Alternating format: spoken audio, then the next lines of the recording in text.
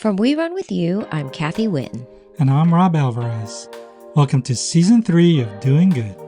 In this episode, we talk with Sonia Arzt. After 7 years of living with a brain aneurysm, Sonia finally found the courage to let go of her fears. In this full circle conversation, she shares how the Doing Good podcast helped guide her through the uncertainties of surgery, recovery, and what life could look like on the other side. Good afternoon, Sonia, all the way from Vienna. Hello. I am so excited to have you join our podcast, especially considering we are thousands of miles away from each other. So this is wonderful. Again, thank you so much for joining us. Thank you. Thank you for having me and for inviting me to do this. Yeah. So I'm just going to jump straight in, kind of a little bit of, I guess, origin story. How did you find out you had a brain aneurysm?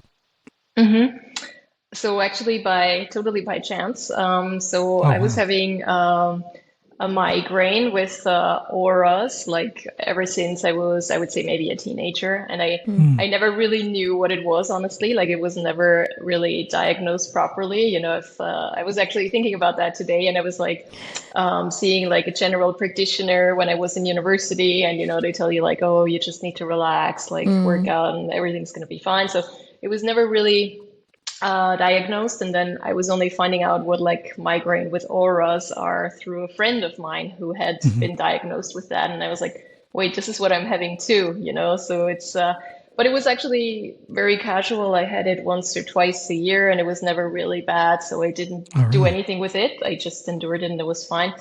And then when I was 27, though, somehow, you know, I thought maybe this is something to just for once and for all, like get this diagnosis and like make sure it's really only a migraine with auras that I'm having.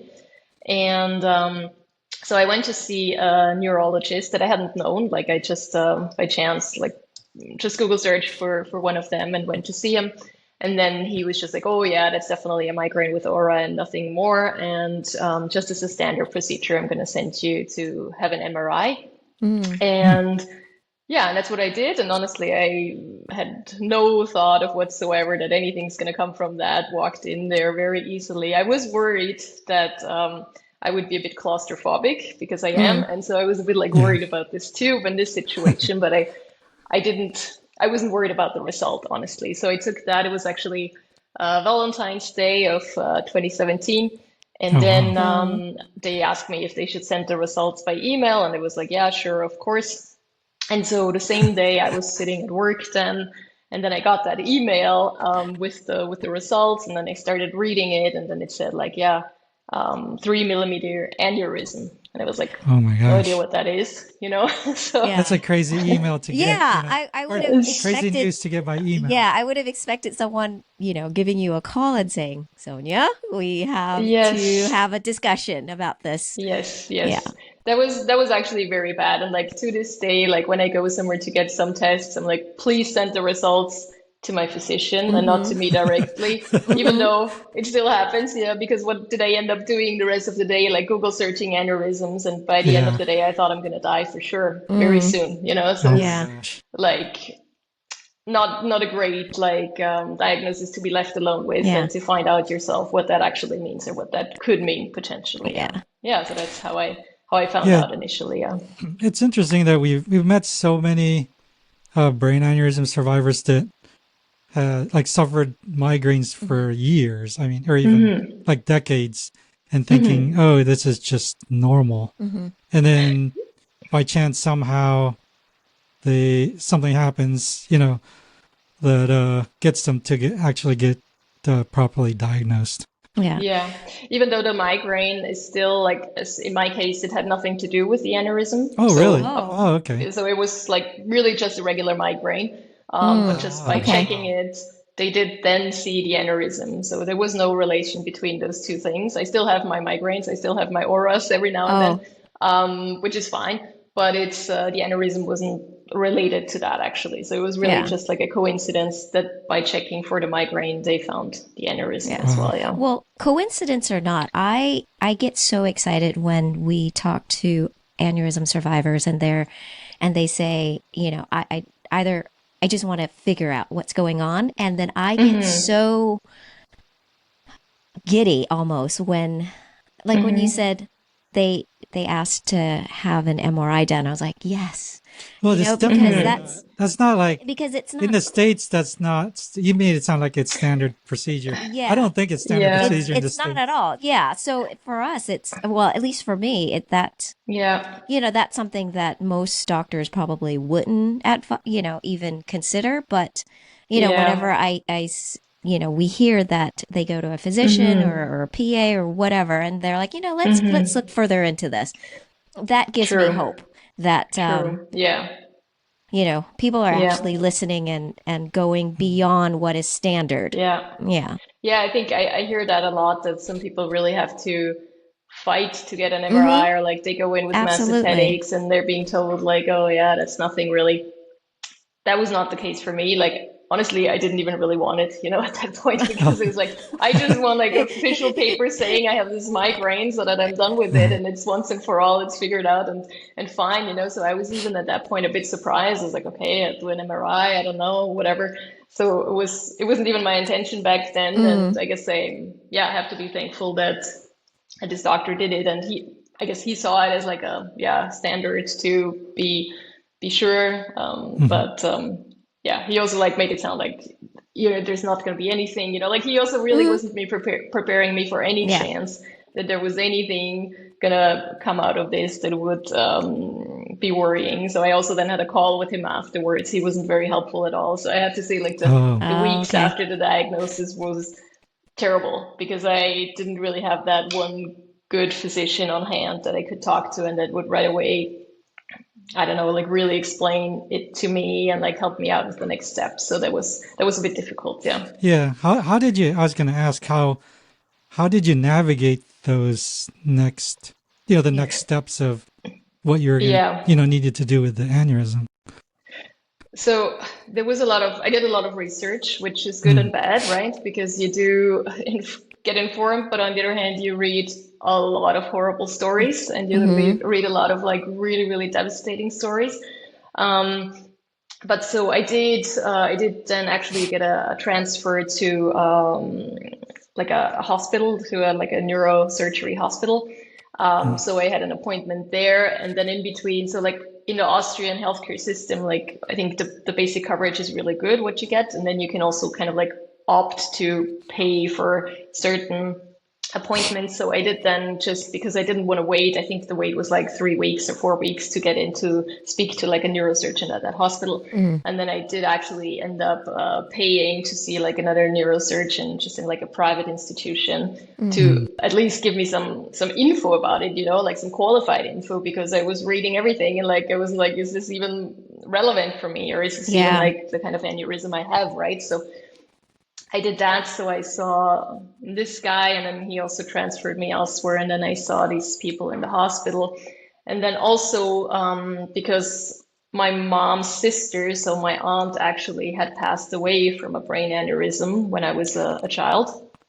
And so, of course, then I started talking to my mom, and then she remembered that actually like a guy that she went to school with, he's a physician and his wife has passed away from an aneurysm. And then through that chain, like we then learned about a doctor actually closer to my hometown of where I grew up, who is a neurosurgeon. And then I went to see him too. So he was basically the third guy that I saw about it. And I got very different opinions, so like the doctors in Vienna would have basically like done surgery right away, basically. So like they would have gone down that road pretty fast. Oh, really? And then the neurosurgeon that I talked to then in this other town, like he was like, I don't know, I think I would rather monitor it for a while and see how it's developing before deciding whether surgery is actually the way to go. And yeah, so I had to decide, okay, who do I go with? Who do I trust? Like, who do I have the best feeling with? And so I went with him, even though, I didn't know, like, whether his opinion was more valid than the others. Everything, they all seemed professional and they all seemed to know what they were doing. I think the most small difference was that with him, I felt a little bit more seen and heard. Like he understood that this is a really big deal for me right now, and that this is also like besides the physical part, like a real big mental challenge for me. And so therefore I decided then to go with his plan, which then was like monitoring it for quite a while, actually. Yeah. Now, speaking of quite a while, how Yeah. many years was it? Because I am sure Yeah. there are individuals out there with, well, I'll let you explain it. Yeah. Yeah. I- when I think back at how long it took for you to literally make your own decision about whether to Hmm. have the surgery or Hmm. not and when, Hmm. it blows my mind because mentally I don't think I would have been able to, Yeah. live not knowing. I mean, just knowing Yeah. that the unforeseeable may happen soon. So Yeah. how Yeah. long was it between? It was almost 7 years. Yeah, 6.5 That's years. Yeah, crazy. That is between insane. learning about it and then actually having surgery eventually. Yeah. Yeah, that was a while. Yeah. So I guess how did you get through that? Were there? Did you have a lot of checks? I guess how did you? So I'm first sure. it was like, so in the first year of like being diagnosed, I had, I think, 3 or 4 checks, an MRI and then a CT scan and an angiogram. And then actually, once I decided with him that we're not going to do the surgery right away, then I think the first thing was like, okay, have another checkup in a year. Nothing changed. And then it was like a 2-year cycle. So then Mm. actually, yeah, I was going there for an MRI every 2 years. Yeah. Yeah, Did it you? was tough. Yeah. Did you like? Did you go back and forth and or second guess your decision to wait or monitor it? I did not. Or And oh honestly, wow, like okay. I was probably, I don't know if it was naive, but like for a while there, I didn't realize that I'm for sure gonna have surgery at some point, you know? Mm. Somehow, like I also, in my mind, there was also the option that this is just gonna be what it is now. That Mm, every two Mm. years I go there, check on it, still the same. This is just what I live with, you know? So like it wasn't until like a couple of years in where I then thought, yeah, like, and actually, so going for the last check where they then found out, okay, it had changed and I need surgery. One of the questions I wanted to raise was like, how long are we going to do this for? Because it was like 6 years and I was a bit Mm. like, okay, I'm getting older, and like, it's like, what's the end game here? Like, and what's Mm-hmm. the bigger plan? So, but for the first couple of years, I would say like it was a bit like got into a routine, this is just what it is. Your challenge is to live with it and to kind of not go crazy on a day to day, like knowing yeah. that you could have an aneurysm explode on you anytime.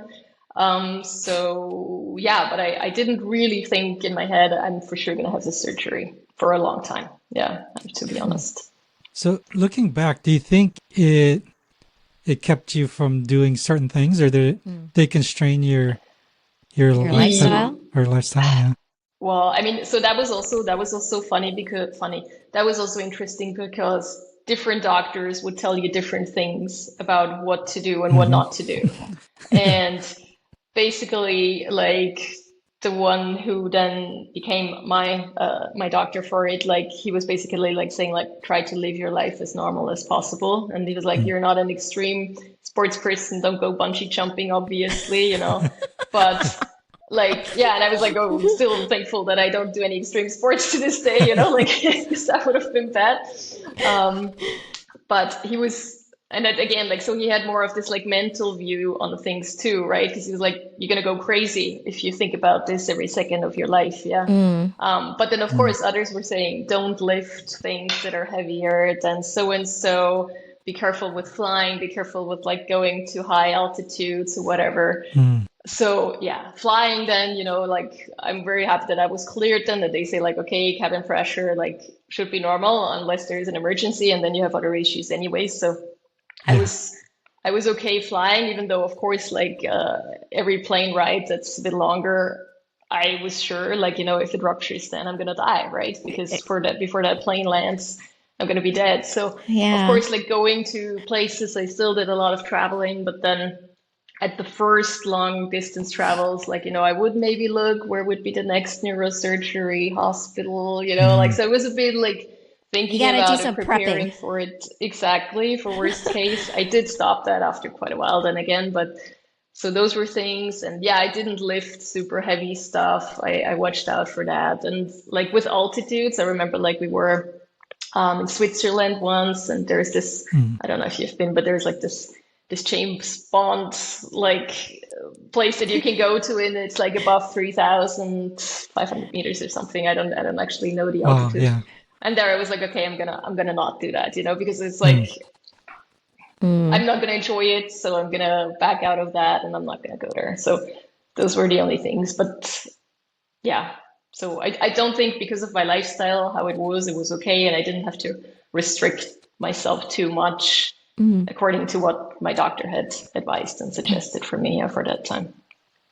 Yeah. I mean, it's interesting too that you get these different recommendations from different doctors, from even what to do about it to what you should be doing, Yeah, while you're waiting for surgery. Because we hear yeah, that like it just runs the gamut, and it's yeah, and you're like, who do you talk to? And at the end of the day, I think it's just really what's right for you, yeah. and what you But think is best for yeah. yourself. But I do remember, like, I mean, that also took some time to find that balance, because I remember, like, the very first day also, like, I was reading about, like, when finding out, I was reading about, like, blood pressure or whatever. And, Mm. like, I was so sure that I had high blood pressure that day, that I was, like, frantically cutting out sweets and everything, like, for that week. Because it was, like, so, like, I can't, I have to change my eating habits. I have to do this, I have to do that. I have to be super healthy. But then after a while, then, you actually check your blood pressure is fine, like you're healthy. So like, then I got back to being a bit more normal, but like like initially when learning about it, I did all of those things and I went totally crazy, and I was like, okay, what do I can't live anymore normal, I can't do this, I can't do that. But then after talking to doctors and like having some time also to digest, then I was able to, I think, live quite normal. Yeah, even in that waiting time. So I guess fast forwarding, it's almost 7 years later. What was day of surgery like? I mean, having to wait so many years to have it, and when it finally comes, or even thinking Yeah, that this day yeah, might never come. yeah, What was yeah. that like for you? I mean, there was some more waiting involved actually, because so I went to this last checkup in June of 2023. And then like a couple of days later, they said, okay, it changed a bit in shape. Like, so we're thinking there's a bigger risk now, and we're suggesting surgery. So I had decided then, I say early June, that I'm gonna go through with the surgery. And then they had given me a date only for beginning of September. But then actually, when 2 weeks before that, they postponed it again to November. So actually, I Mm. was waiting for 5 months from having had the thought of like, okay, I'm going to go through with the surgery to actually having it. And that was really tough. Yeah, there again, Mm. like, yeah, not so many or a lot of like irrational thoughts on what's going to happen, and then a lot of fear and everything. So surgery day itself, I would say, it was a bit of a feeling of like, finally, finally we made it here and we're just going to do it, and whatever happens, happens, because I had so much time to think about it, I had so much Yeah. time to think Yeah. about everything that can go wrong. And so I was just very relieved. And then also the weeks leading up to surgery, I was worried that I would get a cold and that I couldn't have it, or that this happened, or that they had to postpone it again, or whatever. So when surgery day was there, I was like, okay, thankfully, like finally happening. Yeah. So, what preparation did you make as in terms of like, did you do more Googling? Did you do more medical sites on, the type of surgery that you, first of all, what type of surgery did you end up having? And what did you do in terms of like, I guess, mentally preparing yourself for that? Because, the day was coming. Yeah. So I did get my aneurysm clipped. So I had like the full craniotomy and the clipping procedure. Um, how did I prepare for it? I read a lot again. Yeah. I mean, I think I had already done that through the 6 years, and actually the interesting part was that, the procedures had also like evolved a little bit, because like when I was first having the discussion with them in 2017, they said like, okay, clipping would be the only way for your form and type of aneurysm, because it's like a broad base. And then in 2023, though, they were saying like, okay, we could also potentially do like a flow diverter or something like that. So there would have been like a less invasive option available, which was not the case in 2017. And yeah, then I did decide though for the clipping, like they made it sound like it was the more, how do you say, like the more infinitive option, like that it would be long term, less aftercare, and like the little more long term success rate on the clipping. And that's why I then decided to go with the clipping as well, even though it meant the bigger surgery.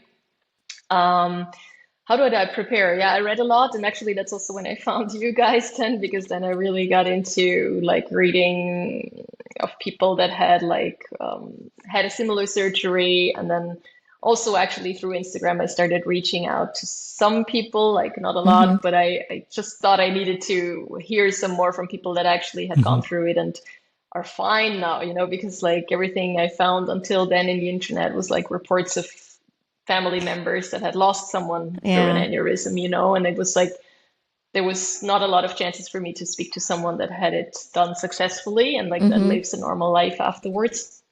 So yeah, there I was really, really thankful to also find your site then and your podcast actually. That's awesome. So I mean, that's amazing that one, you were able to find us, but I think it is really important to be able to connect with someone, even if, they are several countries away or, across the Atlantic. So I find that's the other reason why I feel like it's so fitting to have you on here, because as you mentioned, you have listened to some of our podcasts, and for us, I think it's just so important and so crucial that others can, if anything, others can have a sense of hope, that yes, there are fatalities with this disease, but at the other, on the other end, there's also that, life can continue. So for me, I was like, we have to have Sonia on here, because it's, that's how she found us. And it's just fitting to, well, one, not only, catch up with you, but to see how well you're doing. And at the same time, you're going to be giving that hope, and that, by sharing, what you've gone through. Yeah. I think it's so impactful what you're doing. And other than that, since you ask about like preparation, I mean, I did try to like kind of like live a normal life also waiting for the surgery, but I also, I made a will. I prepared for worst case, like, so there was a lot of that too. I even like wrote a goodbye letter to my husband in the end, because it was really like, this could also go sideways, so I was very, very aware of that, which was what made it really hard. And I just wanted to prepare for, every scenario, how this could have gone now. Did he ever read that letter?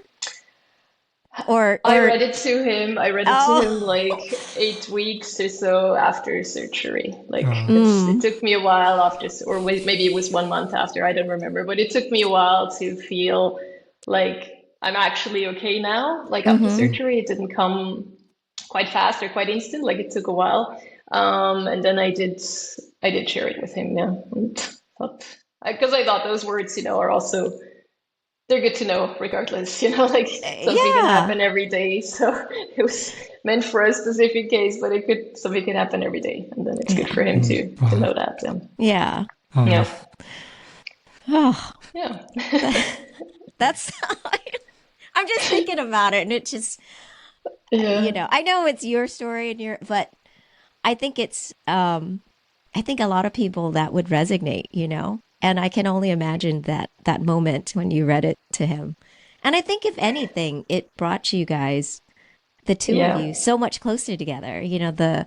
Yeah. to death do us part, golly. Yeah. Yeah. Yeah, because for Thanks me it for was always sharing like, that. I wasn't so, I mean, of course you're worried about also like physical deficits, but for me it was always the mental part. Like I was always so worried about like not being me anymore, like having some mental deficits after this. So this was why I did all of that, because I felt like, okay, yeah, other things I could see myself handling better than that. But I really had a really big fear of like coming out and not being me anymore after the surgery.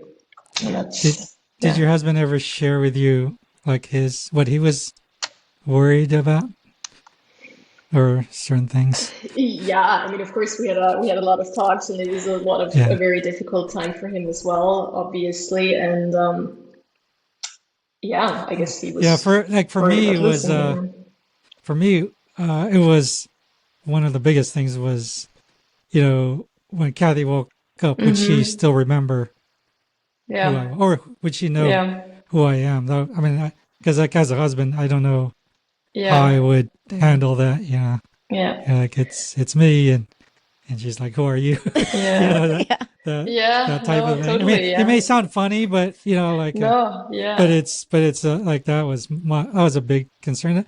Also obviously like physical deficits, like Yes, you had yes, mentioned that she'd have to go through, but like yeah. for myself, it's like for her to not Mm-hmm. Mm-hmm. remember who I was would be Yeah. devastating.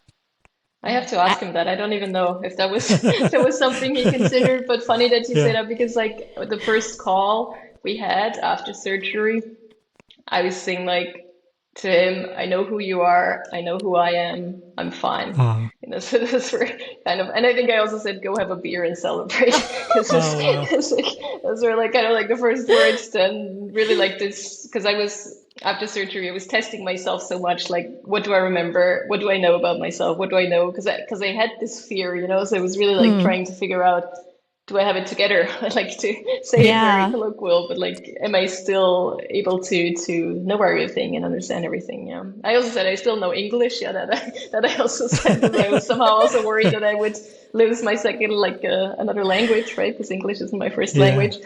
So yeah, Oh wow.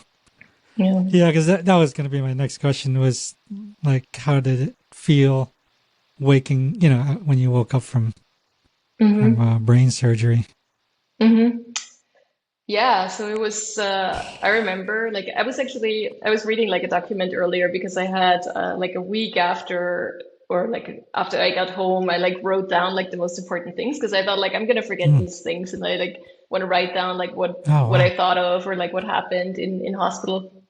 And yeah, I do remember like I woke up and I was like shivering and I was crying and I was like Hmm. really weird also, and then I did ask them soon, like, was it successful? Like, did it work? And I don't even really remember their answer though. I was kind of like in and out of sleep. Hmm. And it Mm, was only then later in the day and the afternoon that then also my surgeon came by and he said like, yeah, it looked successful, but also we didn't really know because they were waiting for like another CT scan the next Yeah. morning. mm, um, so to check if like the clip was actually in the right position and if they got the full aneurysm and everything. So I think I was just happy to like do my little mind tests and like testing myself and Hmm. finding out or getting a feeling of like, hey, this works, this works. I remember this. I feel okay. I can feel my arms, my legs and everything. So I did have a sense of like, okay, the first part is done, and like the mm. bigger step is done. So it was quite positive, I would say, waking up from that surgery. Yeah. Hmm. So, on the like mentally, Mm-hmm. how were you able to, I guess, process all that in the first few weeks or months post surgery? Post Because it's a big surgery. change, right? From living with it for the past 6, 7 years, Yeah. and then Yeah. it's like, is it over? Is it not? And is it, Yeah. is this a different chapter now? Mm-hmm. Yeah. So it was. I was for a while still worried that something was going to happen, because it Mm. felt a bit too good or too Mm. easy a little bit. So I was only Ah. in the hospital for 5 days, actually. I was in an ICU for one night, and then I was there for like 4 nights or 5 nights in the regular unit, and then they already released me to be home and to recover at home. And then I had the confirmation that the CT scan was good. I had the confirmation that the clip was in the right place. They did say though, like, yeah, make sure that you don't pick up any virus or infection or whatever right now, right? So like I was a bit worried about that, and I was a bit worried that something would happen still, because it was like felt a bit too easy, if that makes sense, So, you know? so you didn't have any physical deficits at all? I did not. I mean, Okay. I was It's tired, incredible. and I also felt that some things would overwhelm me a bit faster than they used to. But also, honestly, I don't really know if that was true or if I was just focusing more on it.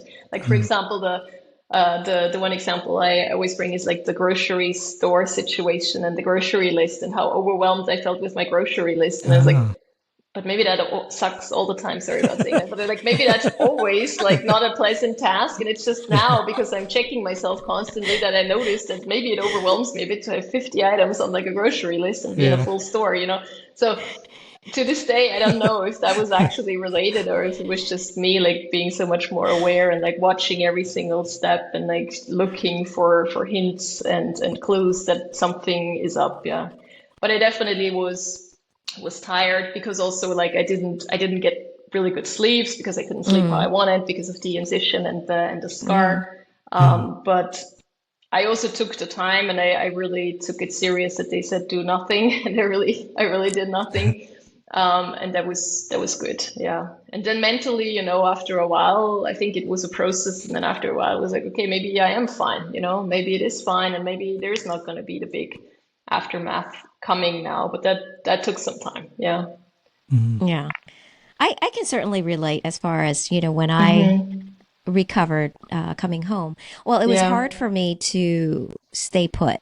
I mean, as you know, but it was, at the same, I'm not quite sure how to explain it, but even though I knew I didn't have any lasting deficit as far as, Yeah. cognitive, I was Yeah. there physically. I didn't have to, relearn, like, some people have learned to talk, to eat, to Yeah, walk. I know. Yeah. So, but at the same time, there are days when, I don't know about you, but I was just so overwhelmed and just extremely so tired, just, getting to the bathroom. So you're almost like, wait a minute, is this going to be how is this my life? Like, I'm going to constantly be tired. I can't sleep because, well, my incision was in the back, so Yeah. I couldn't Yeah. sleep on my back. Yeah. So, Yeah. like, any position when you sleep is just horrible. Yeah. So even though the prognosis was good, those days and those weeks leading after was just so overwhelming that you're almost like, wait a minute, is this going to be my life? Like, tiredness, not being able to even take more than a few steps, and feeling so Yeah. winded. But that whole, I was thinking about another individual when you were talking about grocery lists, and I think all of us are probably overwhelmed by grocery lists, because I think when she went to the grocery store, Danielle, we were just on a podcast with her, and it was just the funniest thing imagining it. So they went to the grocery store, and then all of a sudden, she had this sense of just overwhelmness, like everything was just like coming at her.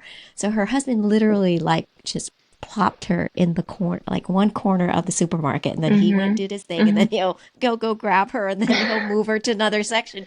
So I was just like, oh my God, I wonder what the bystanders were thinking, like, what is Yeah. going on? She's just Yeah. curled up in a corner and doesn't Yeah. don't know what to do. But that's it's good to hear that you were fortunate enough to have all that intact, not just mentally, Yeah. but physically as well. That's rare, but I know. Yeah. Yeah. For me, it was really like in the end, I really have to say the mental challenge was way bigger than the physical one for me personally. And I know that's rare because I know that most people have some sort of deficits, at least to start with. And yeah, for me, besides the being tired and stuff, there wasn't much, but so I would say like overall for me, really the mental struggle with the whole story from the beginning to the end was definitely bigger than the physical one, because up until also surgery day, I didn't have a single symptom from it, right? I never had any issue with vision or headaches or something. So I was totally feeling very perfectly fine and healthy going into surgery. Which was also why I was so worried, because I felt like, okay, I'm fine, and now I'm going into surgery and potentially coming out not fine, So that is so true. That is so true. Yeah. I never thought about that. Because you're almost like second guessing yourself, right? You're like, wait a minute, but I feel absolutely fine. Like, I'm good now. What could possibly happen do I really if need like to I do get this? out of this, surgery? Yeah. So like potentially you're taking a big risk, potentially feeling much worse than you did the day before, even though of course there's something going on that you need to take care of. But yeah, so for me, I was very lucky that the physical aspect was not so bad in the end. Yeah. So what do you think you struggled most? Because when we talk with different survivors, it's they have to process so many things. I mean, from like an emotional or mental standpoint, either survivor's guilt or the big fear of what else is going to happen, or just like some unfinished mental processing of the whole entire experience. What was it like for you, or what was your biggest struggle? Yeah. I think for me it was this like getting back to the feeling of really being okay and letting go of that fear and letting go of this like constantly having this big thing to worry about in your life, because I had that for so long, and it was like every day I thought of it, even though I was I was living a normal life for those 7 years, but still it was like every day I thought about that I have an aneurysm, And so for me, it really took a while to arrive at the thought of this has now been taken care of, and that I can let go of this everyday thought and like this constant fear and this this kind of like underlying feeling of that something isn't okay with you, because now of course I have a scar and I have this surgery, but things are fine, so like and to arrive at this thought, I think was for me the biggest struggle.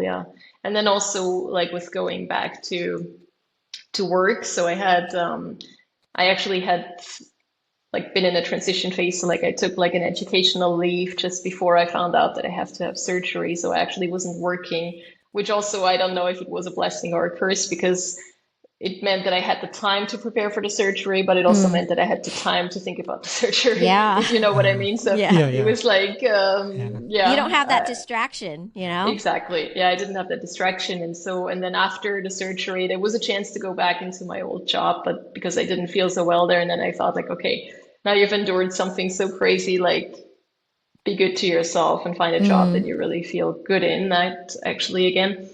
And so I was then like 5 months after surgery going into a new job.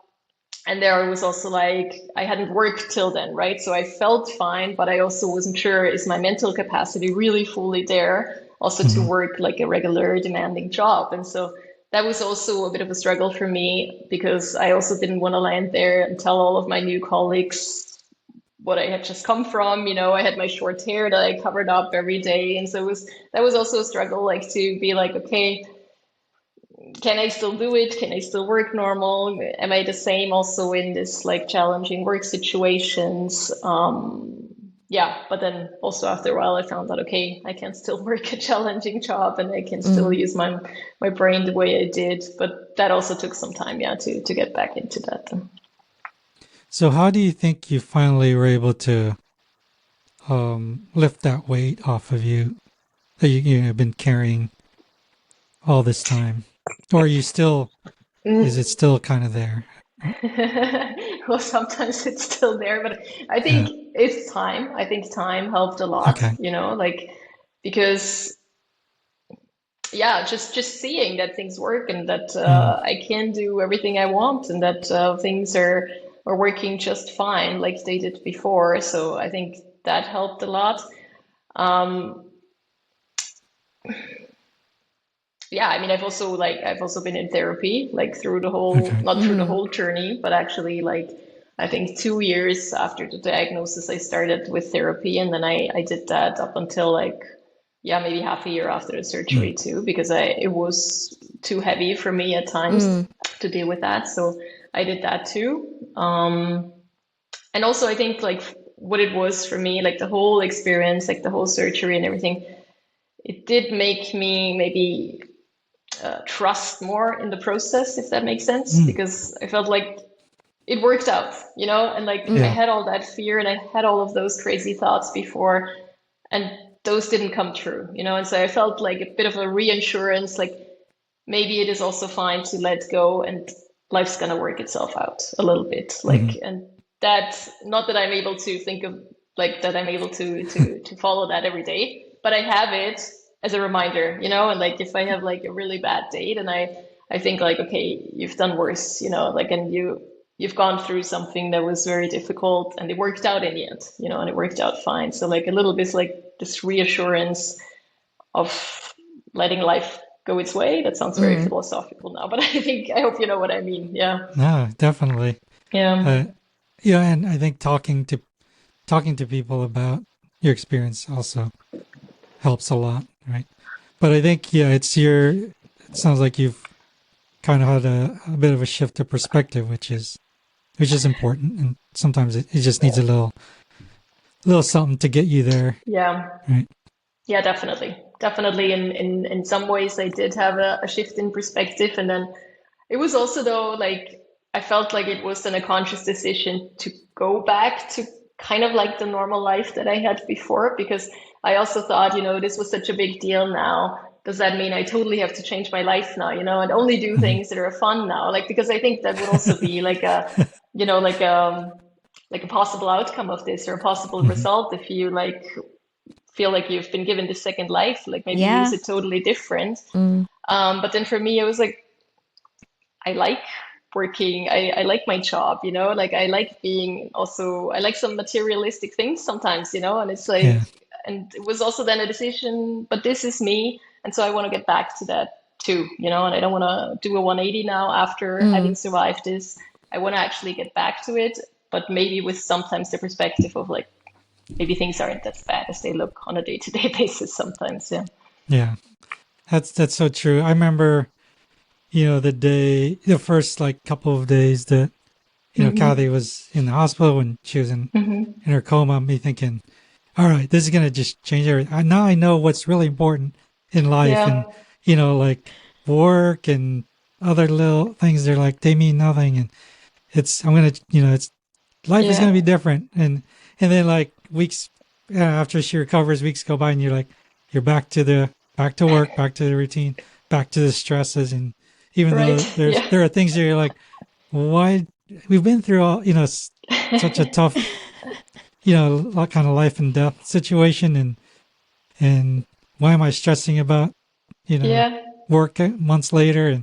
But I think it's normal to get back to your routine, but also I think, and it may be hard to recognize, but I think in Hmm. some ways you've also changed, or we've Mm. all changed, right, in Definitely. that little Yeah. way. And it's usually, I think, for the better. And it's just how we evolve Yeah. too. So, Yeah. No, so totally agree with you. Yeah.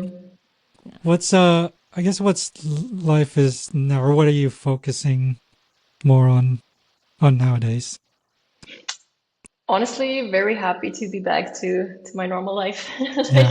Like, like I'm, yeah, so I did start this new job then after the surgery, and after that was successful, and I'm doing well there. I'm enjoying it. I'm back to traveling a lot, and yeah, I mean, what I haven't done so much of, like of course I had a lot of thoughts of like what could I do to contribute and what could I Mm. do to help others, and I think I've done a little bit of that. I've been a bit more vocal about it also Hmm. on social media or also in my environment, because that hasn't been easy for me at all. Like even up to the surgery, there were only a couple of people in my life that knew about it even, like, you know, so I was Wow. very non-sharing about it. And then only afterwards, when it had been a success, I felt more comfortable like sharing it, and also maybe reaching out to more people and talking to more people about it. So I've only done a little bit of that, but yeah, maybe now with this podcast, it's a good start to like maybe Yeah. do even a bit more of that, and like be a bit more connected there.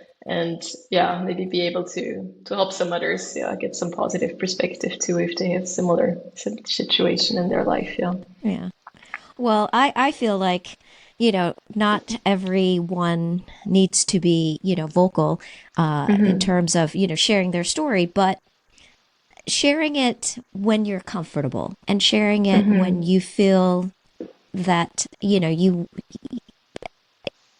whether it's, being on this podcast for us, or sharing so generously of you to share your story on our website. But I always think that, you know, when when we do share what we went through, we have to do it in an environment where it's comfortable for us, and it's, it makes us feel like, yes, we're contributing, or just a way for us to cope with it. And I just wanted to go back really quickly when you said that, after your, or during your recovery, you did seek, or you did have therapy, you had therapy session. And I hear that a lot. And Yeah. if I had to do anything differently, and I don't know if it's a cultural thing, Yeah. but I would have definitely, I think I would have benefited from some therapy, because my life was, after the aneurysm, we're on opposite spectrum. Like, you had Yeah. Yeah. 6-7 years of preparation. Yeah. Mine, like, for Yeah. me, Just ruptured, it just right? ruptured, and Yeah. I don't remember a week's worth of Yeah. memory. Well, yeah. But, and then it was like, like Rob said, we were living in like a, adjusting to like this new, life situation. Well, at least he was thinking, okay, oh my gosh, this is our new life now. But, when I was, during recovery, I mean, I think if anything, okay, call it bounce back fairly quickly, no lasting deficit. But because I constantly shared about my story, it's almost like you relive it. So I think having some sort of therapy session would have been good for me, in terms of like having something grounded me, Yeah. because I didn't have the deficit, and because I was given the second chance and still doing what I love, which was Yeah. running marathons, and sharing my story. Yeah. It almost makes me feel like I felt like perhaps I took on so much mentally and emotionally that I wasn't, you think you're prepared for it, but Yeah. really you're not, which is, I think, which also was a catalyst to, my survivor's guilt. So yeah, I mean, I think if anything, I love the fact that you were so candid about, you know, still seeking that therapy, and but at the same Yeah. time, going back to what you knew was your life. And I think that's really powerful to Yeah. have that balance, because you don't want to have this or what you have like dictate who you are, and take over your life. So Exactly. I'm so happy for you that you're able Yeah. to get back to your normal, but have Yeah. this sense of, again, gratitude that, wow, I Yeah. am Definitely. Yeah. back. Yeah. But I also want to add to that, because also like with therapy, I think also if someone has an unruptured aneurysm, like leading up to surgery or so, I could definitely recommend it, because like I shared with you now some of the thoughts that I had, right? And those didn't come true, but that's nothing that you want to say to your partner. Like, like I found like I cannot speak to my family, to my partner, to my husband, and tell them I have a fear of A, B, C, D, because like it's all the worst case scenarios, right? And so for me, it was really helpful to have like an external person that's not going to be affected, because they don't know Yeah. me, they don't have any emotional connection with me, so I can dump all the deepest fears. I can dump all the terrible thoughts I have in my head and I can work on them. And I'm not devastating someone that I love. So that was for me why I felt, especially leading up to the surgery, it was really, really helpful.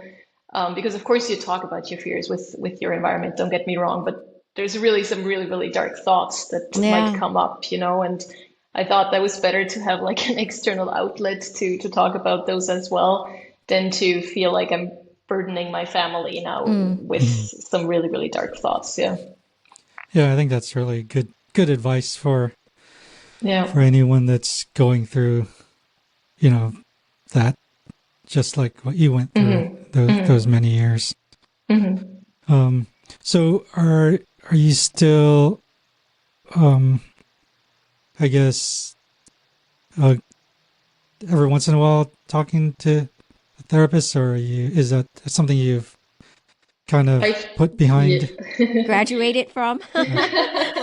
I was so there was actually it came kind of to a natural end too, because I was moving away, and then with the new job it wasn't so easy anymore to see the therapist I had seen for all those years.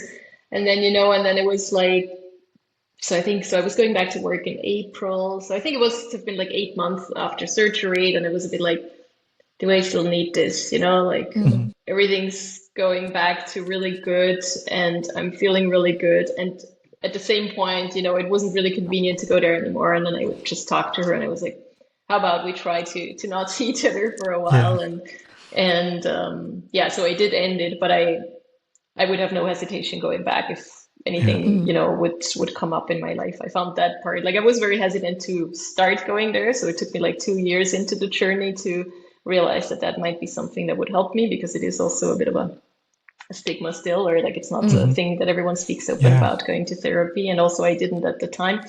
But now I feel like definitely it's something that I would recommend to everybody. If you have something that you need help with, just go get that help. Yeah, it's quite easy actually. Yeah, and I think just you kind of going back to like what you want to focus on now, but I think, and sharing your story, I think, like you mentioned before, I think the internet is just so full of like kind of the negative things. I'm sure you found from Google, all what could go wrong and what has gone wrong, and probably not enough like positive stories and positive outcomes. That sharing your stories is very, very important, very powerful for people. So I definitely appreciate you sharing. Yeah.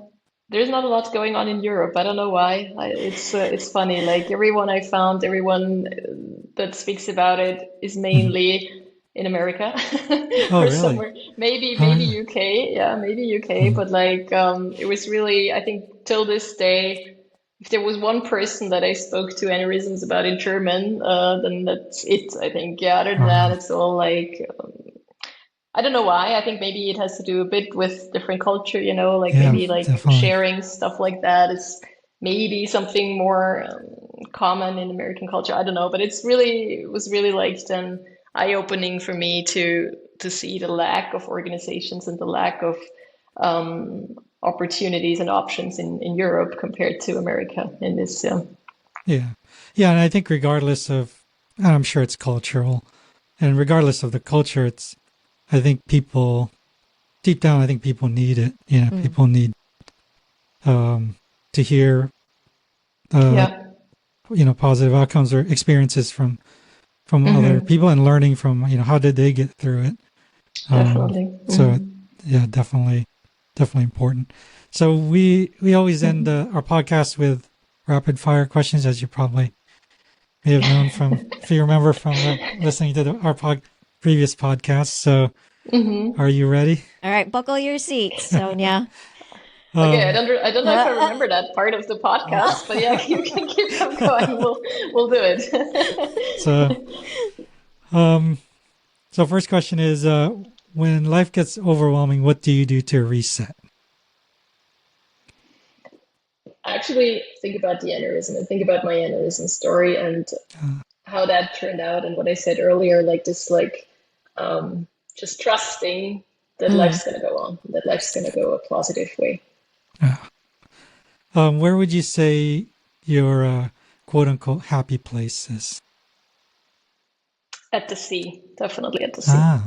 Sitting on some kind of beach, looking at the sea. I'm a different person, so I need to make that somehow a permanent thing. Still working on that. What is your advice to someone who may be going through what you went through? Yeah, I think like we discussed it a lot now, but yeah, getting help through therapy potentially, but also like really seeking advice of people that have gone to something similar, like putting yourself out there and just not hesitating, contacting strangers, and like talking to them about it so that you get some more reference points than all the horrible stories that you find on Google. I think that's what I would recommend people to do. Yeah. And informing yourself and maybe getting a couple other opinions and not just trusting the first thing you hear from a doctor, maybe also like getting different opinions and finding one where you feel seen and where you feel like they do understand you and where you have a good gut feeling too, because I think trust is the biggest thing when you let someone drill a hole in your skull. You need to really feel like isn't that's that the person truth? that you can trust. Yeah. That's great advice. What is your life motto? Or if you don't have one, what would it be? I think since the aneurysm experience, I would say like a little bit this like trust the process and like trust that life's gonna go its way. Yeah. Yeah. I like that. Is that it? Yeah. So you made it through the rapid fire, which is great. I know it's funny how when Rob says, "All right, so we're gonna wrap it up with some rapid fire," everyone gets like so nervous. Hey, you did very well. You did very well, considering you may have forgotten that we usually do that. But this is such a fun, and well, I consider it fun anytime I get to speak to another survivor, another new friend that we've made. No, for me it was really fun, and it's just so it's just always so nice to hear something positive. I think that's really important when, anyone going through any sort of challenges, whether it's an aneurysm or any other life challenges. It's always good to hear different perspective and how people, get through it. So again, I can't thank you enough, Sonia, for joining us and carving out some time in your afternoon to share with us what your journey was about. And hopefully this will ignite an ambassadorship of aneurysm awareness in Europe, starting with you. Yeah, we can definitely talk about that. Yeah. And we can certainly collaborate. Yes. But again, it was so enjoyable for me, and as always, just to be able to see you in person than, on Instagram. So thank you again. And I hope you will continue to do good. Definitely. Thank you so much for having me. And it was really nice talking to you. Thank you. We Run With You is a nonprofit with a mission to improve the lives of people suffering from brain injury and disease by funding research, raising awareness, and providing support for survivors and their families. Find out more at WeRunWithYou.org. Thank you so much for joining us today. If you enjoyed this episode, please subscribe and leave a comment or review. Until next time, keep doing good.